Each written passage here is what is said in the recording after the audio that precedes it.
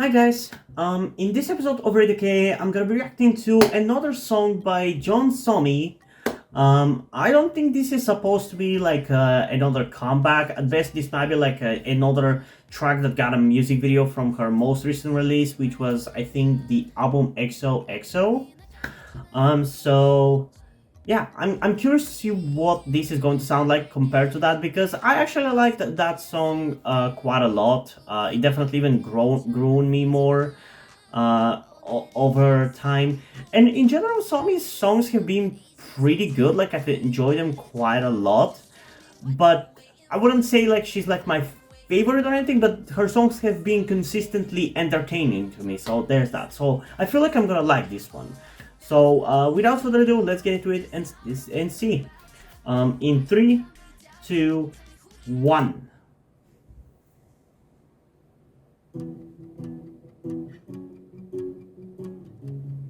I already like the instrumental. You got me second guessing everything. You mess me up, you mess me up. Smoking away all the pain. Oh yeah, I already like it a lot. I'm taking shots to drown these memories. I'm drowning now, I'm drowning. I should've never gave you the key to my soul, yeah. I wanna be alone, don't wanna be a friend. Okay, so she's definitely going for a more emotional thing compared to similar to what you waiting for was. For now, I'll be stuck in this beautiful nightmare. Till you come back, I'll be standing right here. I really like this vibe that she goes for, you know? The more emotional. I really like this. Used to be something like a beautiful daisy, but now you're like a rose with your bones like you hurt me. Do I ever cross your line? Anyway. Honestly, this song does feel like a kind of a combination between What You're Waiting For and XOXO. Which is fine. I like it because of that. Also, that outfit is so pretty. That dress with like the t-shirt, I love the look of that. I would love to get something like that. I should've never gave you the key to my soul, yeah. I wanna be alone, don't wanna be a friend. I also think these kind of like more emotional songs really allow her to shine vocally more. But I know this ain't it. For now, I'll be stuck in this beautiful nightmare. I also really like the contrast with the more emotional verses compared to the more upbeat chorus. I think it works really well. Used to be something like a beautiful daisy, but now you're like a rose with your bones like you hurt me. Do I ever cross your line? Anyway, do you ever dream about? Also, is this song fully in English? Do you ever want forever? This ain't it. For now, I'll be stuck in this beautiful nightmare. Till you come back, I'll be standing right here. Do I ever cross your line? Used to be something like a beautiful daisy. Oh man, I can't wait for this song to listen to this song a couple more times because right now I feel like the catchiness is a little lacking, but I feel like it's gonna grow on me so much to the point where like at the third or fourth listen, it's gonna be so catchy, it's gonna be fucking crazy. It might end up being it might end up being so good that I would feel bad about not adding it to my top songs of 2021. Because I'm already really into it. I really like the vibe and how it sounds. I love when Somi goes for this kind of sound. Like What You're Waiting For is... I mean, I haven't really thought about it, so don't really take anything as like a solid comment about which song of hers is my favorite. But I did really like What You're Waiting For the most, I feel like, out of her releases. I feel like that one just appealed to me the most, and I just it stuck with me the most. I like the Birthday, I like Dum Dum After All, I like XOXO, but I feel like What You Waiting For was the one that kind of stuck with me the most. And this one is evoking similar feelings, so I really, really like it a lot. But I didn't catch whether this was actually full on in English, because I feel like that's gonna probably make it better, because for K-pop songs, I tend to, like I've explained many times before, I look for different things depending on the language the song that I'm listening to is. When I listen to a song in English, for example, it could be literally anything, because I can understand the lyrics of the song, so I'm much more into it because of that. But when it comes to K-pop, because I have the language barrier, even though still any kind of song has a possibility to appeal to me, it's harder for me to consistently enjoy the different kind of songs because of the misunderstanding for the lyrics. Because when I listen to a song in English, I like something more like this, or more of like a ballad, I can literally, in the moment that I hear the certain lyrics, sympathize or empathize with what the lyrics are talking about. But with K-pop, I can't do that because I don't understand the lyrics. I could if I read them afterwards and then kind of try to memorize them, I guess. But it just doesn't work the same. That's why for K-pop, instead I more rely on the general sounds of the song, whether it sounds catchy or not, and essentially how loud it is and how many sounds it has. That's why I'm into hard-hitting noise music compared to the more mellow songs that I tend to listen to when I listen to in English. And if this song is fully in English, yeah, it might genuinely become my favorite song of hers. But yeah, still, I'm gonna check it out one more time before I say my final thoughts. So let's get into it again in 3, 2, 1. I really like the instrumental right off the bat because it reminds me of one of my favorite songs from the only ever Bulgarian group that I've listened to, because I don't really like my country's music that much. But there was one TV show called Revolution Z, which was focused on like teenagers who created a band called Revolution Z, and they have like 5 or 6 songs, and all of them are so good. But the instrumental of this song reminds me of their best song called I Want, and it's so damn good.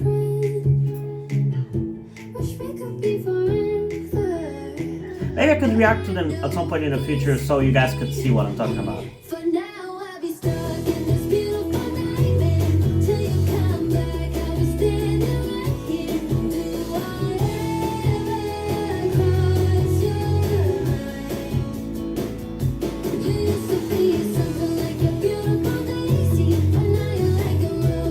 Yeah, I think this song is fully in English.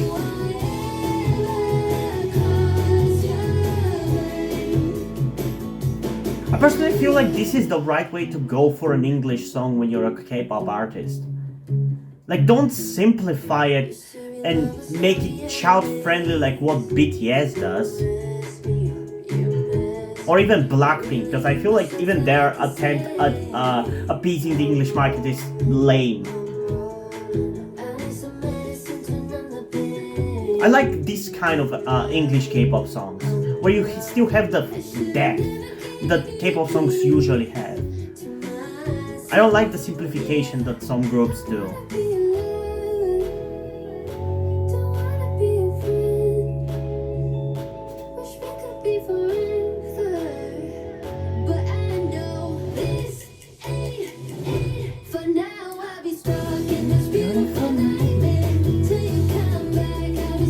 Oh man, the chorus is really catchy. I'm definitely gonna be playing the shit out of this song.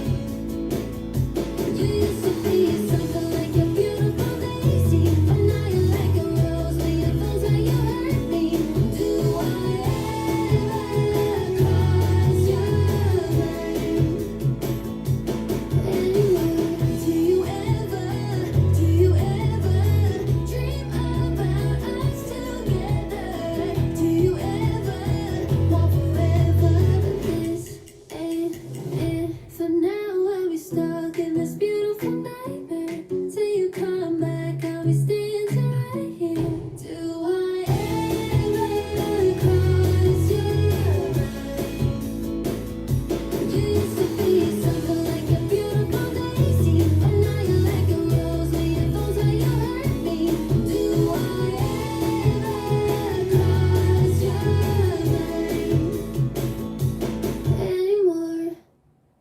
Man, she's so pretty. She's genuinely one of the prettiest idols out there. And correct me if I'm wrong, but isn't Somi like biracial or something?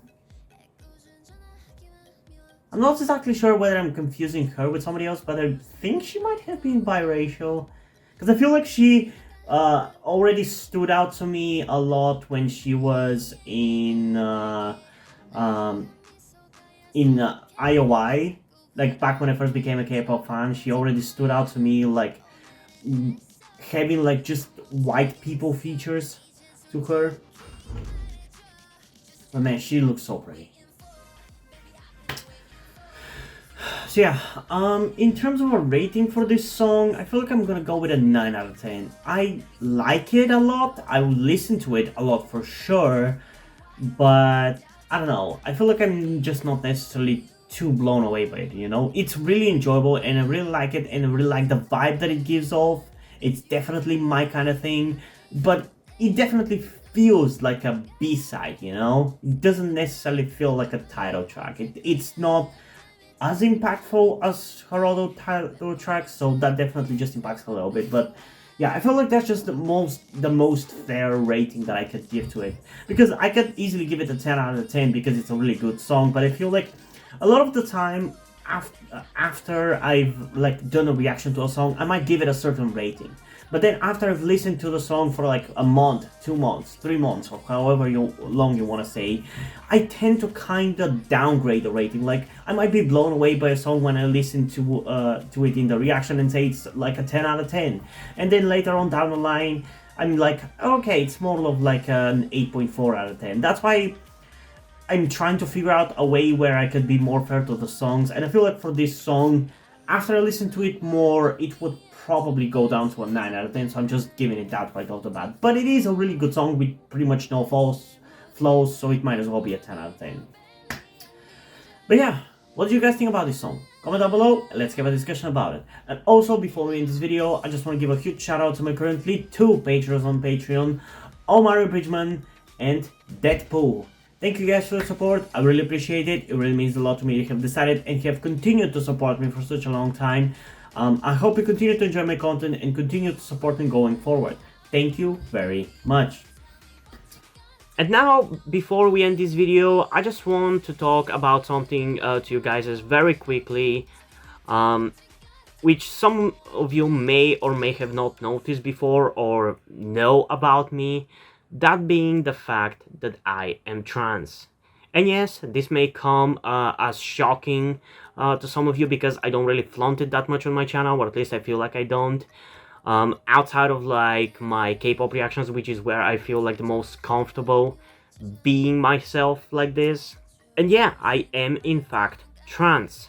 I'm not necessarily full-on male to female, but I heavily want to transition to being pretty female. I do consider myself more non-binary though, or maybe gender fluid would be the best descriptor as well, because I do have occasional moments where I feel fine being like just a normal guy, but most of the time, like right now, I do feel very dysphoric.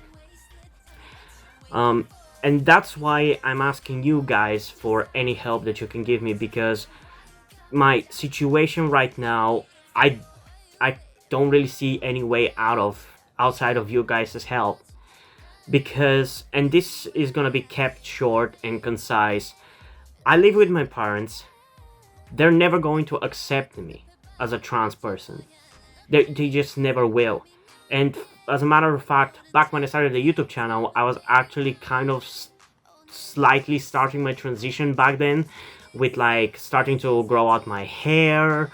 I even got to DIY HRT, but because my parents started noticing certain things, like my behavior had changed a lot and my clothes had changed a lot, I kind of had to stop doing that because they were constantly nagging me about cutting my hair and just started to kind of be threatening in a certain way, and felt like they were ashamed of me and everything. And that just that kind of stress just tired me out to the point where I just gave up.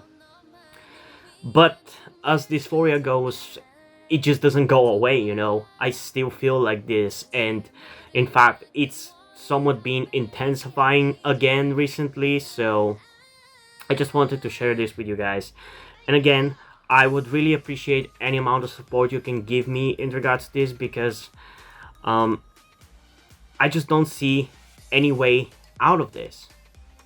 Because even if I moved out of my parents' house and got myself a job and everything, that's just not gonna work for long-term planning, because once I transition, it's like I probably will not be able to get myself a job, because my country is very transphobic. Nobody gives a shit about LGBT people at all.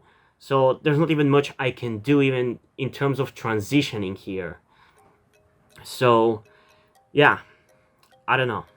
I just would appreciate any amount of support you can give me, be it monetarily or in any way otherwise. And this is not about boosting my channel or anything, or guilt tripping you with my sob story.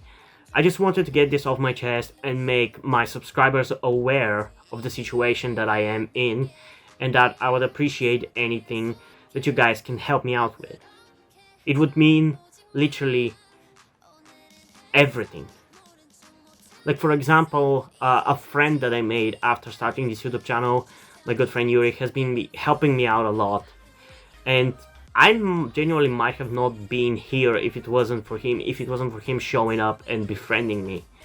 So yeah, this just went a little bit longer than I intended, but I would just really appreciate anything you can support me with.